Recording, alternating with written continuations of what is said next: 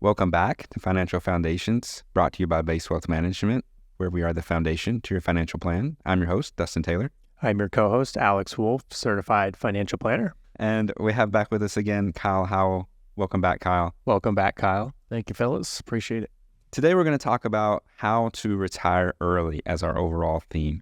So let's start with Alex. What is on the top of the list for how to retire early? I think the most obvious one and the one that we talk about a lot is obviously spending less than what you make and increasing the amount that you're saving. And you can do that through a variety of ways, which we'll talk about, whether it be just into a savings account, your retirement plan through work, an IRA. There's different avenues that you can save through, but obviously saving early and as much as possible increases your chances of being able to retire early. I think that most people would love the idea of retiring early.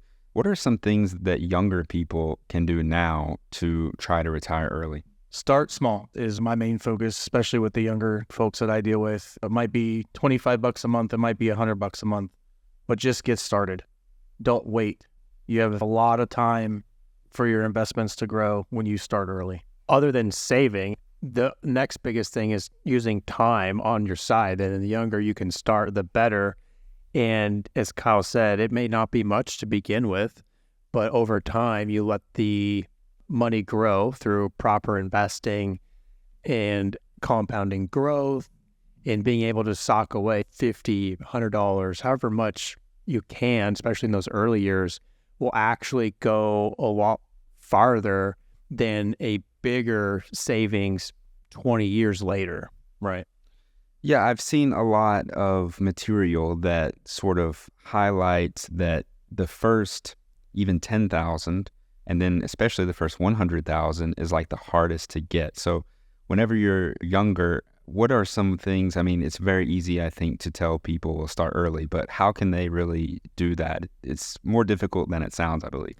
It is, and it can be maybe you just don't know how. And the best thing you can do is to set up like a reoccurring monthly transfer to your IRA or whatever type of savings account you're going to use.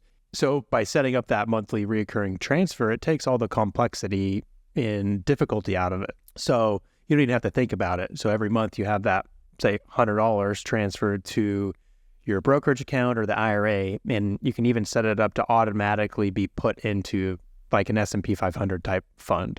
Well, yeah, and then you won't miss it that way, right? Exactly. If it's already being done from the very beginning, it's like it was never even, like you won't miss it. It's different where if you started it years down the line and you knew you had that extra money coming in and all of a sudden it's not there, that you'll feel that. But if you do it from the get-go, just like having taxes withheld from your paycheck, same concept. You won't know it's there until it comes back. One of the things that I employ even for myself is the money that's put away into, I don't even really use a savings account. I put everything into a non-qualified, but even with that, I just consider that as money that I don't have. Yeah, that's a good way to put it. And it is going to be very rewarding when you are ready to tap into that money and kind of out of sight, out of mind, or sometimes people in our industry say set it and forget it. Similar type concept. And so, Kyle, also, there are some people out there, I've seen some financial advice on YouTube and stuff like that. It's like, cut out your daily coffees that are like $5 and $7 and stuff like that. Would you think people should go that far, or do you disagree with that? I'm not a fan of the extremes. I mean, as long as you keep to a relatively simple budget and you stay within that budget, I don't have a problem with my clients going out and spending that $7, $8 on coffee. But again, as long as they're not using their credit card that they're not paying off every single month to go buy that coffee or go buy the groceries. So I would agree. Like, I hate having to micromanage or be that person that is the hand on the shoulder of a client saying, you got to cut these things out. But being able to like work that into your budget is much more fulfilling, but making sure that they're sticking to like a budget or having them come up with that budget and sticking to it is going to be better than like trying to talk to them about like, oh, cancel your Hulu, cancel these subscriptions and no more coffee. Like, that's not what we're here for. Right. And we've talked about it on previous podcasts about the budget software. And once I help you get the budget set up, I don't really look at it anymore. Yes, I have access to it, but that's for you. That's for the client. That's for you to use on a daily basis or weekly basis, however often you're tracking that budget. So I typically, unless we're doing a semi-annual or annual meeting, I'm not looking at what you're doing from a budget standpoint week to week. So it really does fall back on you. So if you want to go out and buy that coffee, by all means, go out and buy the coffee. Okay, let's move on to what if you're in your 40s and 50s already and you want to retire early? What are some things that you can do then? So it really becomes like crunch time, especially if you're trying to retire early, and hopefully you've done something, but you're not alone if you haven't. There's plenty out there that may feel like they're behind on their savings and they may not be able to, but that's when you really have to be disciplined and save as much as possible and use investing on your side to come up with like a goal of being able to save a certain amount each month, being able to put it into some type of investment allocation and sticking to that and letting those last years of working do the lift. And it could be something as simple as like taking advantage of company benefits, like matching into your 401k or company profit sharing, things like that.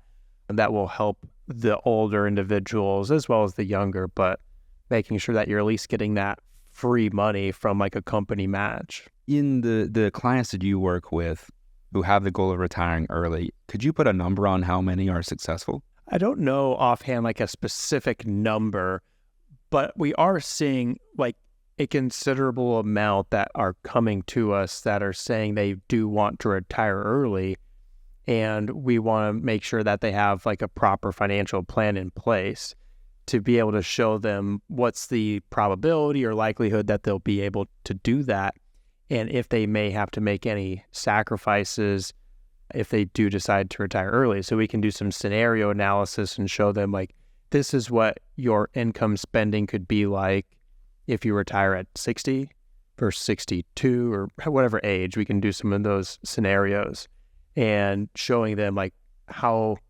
much more they might be able to spend during retirement if they work just an extra 2 years. And you'd be surprised what an extra couple of years will do to someone's financial plan. I know that everyone's different, but is there a particular age that you've seen a lot of people shoot for to retire? I would say, and I'd be interested to hear Kyle's opinion, but I would say like 55 or 60 or somewhere in there. Yeah. It seems like that age is coming down a little. What do you think? It definitely is. I've got, I think, 3 just off the top of my head that I've met with in the last 2 or 3 months that are in their early 50s or mid 50s, and they're ready.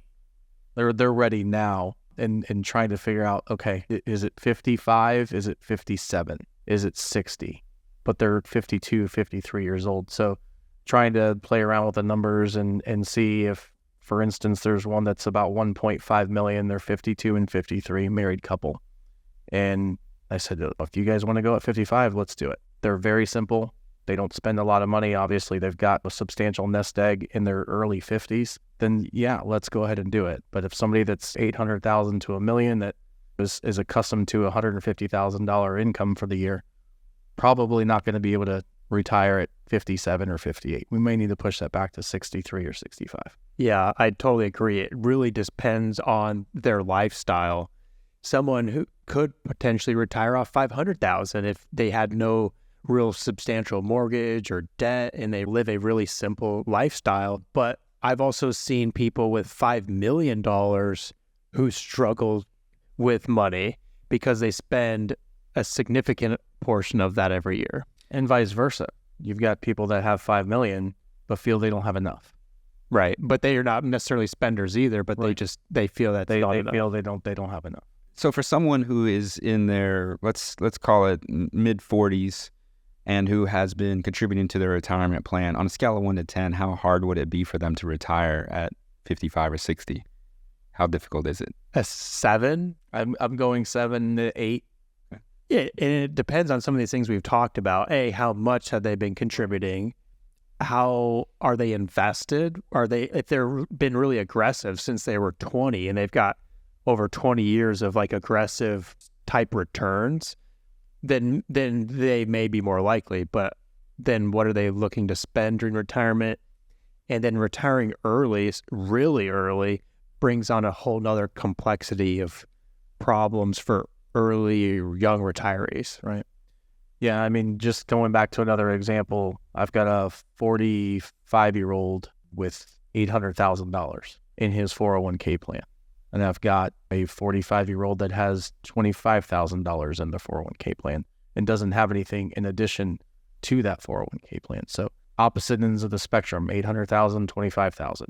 So even for the 800,000 45-year-old, still may be relatively difficult to retire at 55 because of the income that he does have, and he has taken on the risk early on in his career from an investment standpoint to get to that point where he's at right now. Right. And then some of those challenges are, how do you access your qualified accounts at a young age? There's certain laws or penalties that you need to be aware of before you can start withdrawing money from those accounts. Yeah, I think in 55 is pretty much the standard from an early retirement when it comes to the 401k and being able to access without penalty. So we've talked about how, besides saving, investments can help you to retire early. How can they detract from you retiring early? I would say if you're overly aggressive right before retirement, and all of a sudden you're like, okay, I'm going to retire at 55, and your plan looks good, but your investments are too aggressive, and all of a sudden we hit like a market recession or a big correction in the stock market, and your portfolio is now 30% less than what it was a month ago. So you definitely want to make sure that your portfolio is positioned for you to enter that retirement year, so that way you don't have to worry about market returns for those first couple of years of retirement or leading up to it. And we've talked about this in our previous podcast as well, about the sequence of return risk, right? Right. You go into retirement, you've got two 65-year-olds that go in, not necessarily in the same year, but they retire at 65. One retires and the market's up 20%. The other one retires 5 years later at 65 and the market's down 20%. Well, the one that retired in an up year more than likely is not going to run out of money, where the one that retired a few years later in a down market will more than likely have a better chance of running out of money, unfortunately.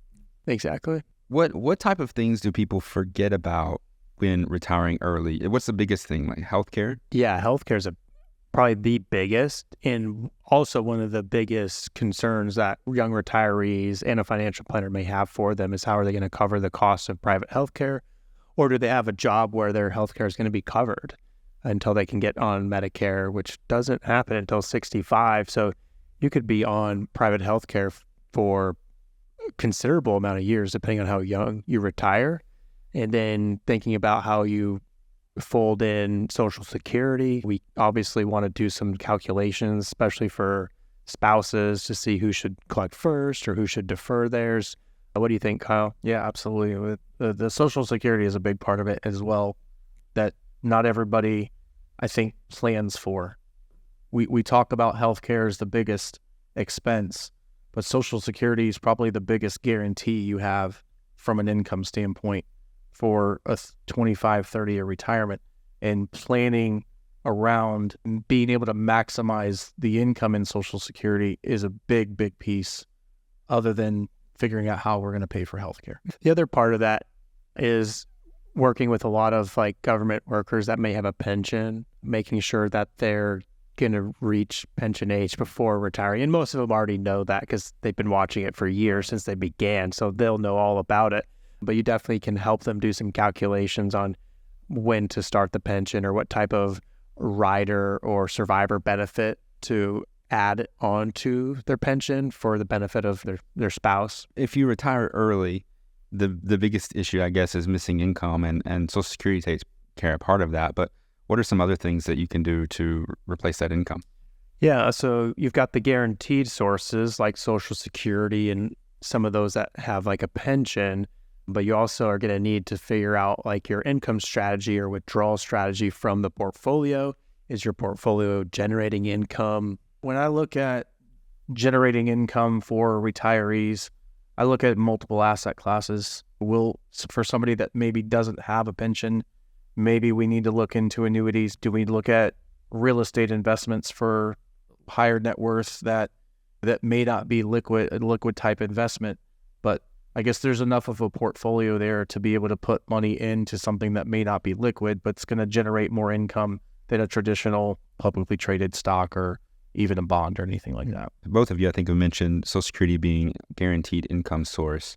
How is it affected by retiring early? Because you're missing out on some more earning years.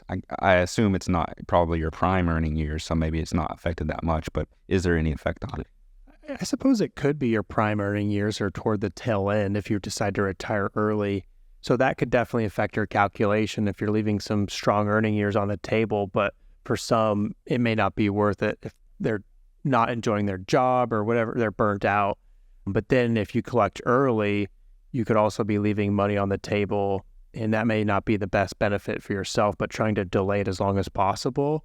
And there's health considerations and spousal considerations to factor into that as well. Yeah, and I look at life expectancy for the most part when it comes to helping people with figuring out how to maximize that Social Security strategy. And if the life expectancy is there, I may tell somebody, I think you have enough assets here to where we can generate an income for the next 3 or 4 years. Yes, we're going to pull some of your assets down from your portfolio, but we're going to get a higher amount from Social Security that is guaranteed through the government and whatnot. But if we can get you a higher guaranteed paycheck for the rest of your life, I'd rather give you that guarantee that I can't necessarily guarantee you on a portfolio that's got stocks and bonds in it. So I think that these like nuggets of information have scratched the surface of retiring early, but you definitely need to talk to a financial advisor and find out more about how you can retire early in particular. So with that, there are other resources on our website at basewealthmanagement.com. You can always check that out. Subscribe to our podcast, subscribe to our YouTube channel, and check out all the resources there. Don't forget, you can also submit questions if you want us to address a certain question or topic on the podcast. You can send those to us at question@basewealthmanagement.com. Thanks for your input, Kyle.